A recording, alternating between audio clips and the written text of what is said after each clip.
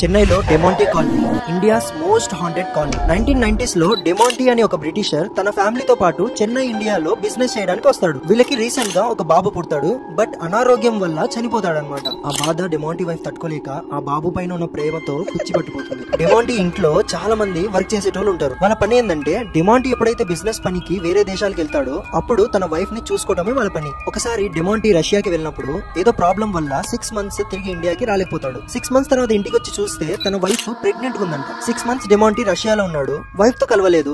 మరి ప్రెగ్నెంట్ ఎలా అయిందనేసి చాలా టెన్షన్ పడతాడు. ఆ ఇంట్లో ఉన్న వర్కర్స్ ఈ పని చేశారని ఇంట్లో ఉన్న డోర్స్ అన్ని లాక్ చేసి ఒక్కొక్క వర్కర్ ని ఘోరంగా చంపేస్తాడు. దాని తర్వాత కూడా ఆ విషయాన్ని జీర్ణం చేసుకోలేకపోతాడు. ఆ ఏరియాలో ఉన్న చాలా మందిని డౌట్ చేసి మరీ చంపుతాడు. ఆ ఏరియాలో ఉన్న వాళ్ళందరూ డెమాంటీకి పిచ్చి పట్టింది, సైకోలా మారిపోయినాడు అనేసి అదే ఇంట్లో డెమాంటీ అండ్ డెమాంటీ వైఫ్ ని కాల్ చేసి ఆ కాలనీ వాళ్ళు చంపేస్తారంట. అప్పటి నుంచి డెమాంటీ కాలనీలో డెమాంటీ దయ్యంలా మారి అందరినీ వేటాడి చంపుతున్నాడు.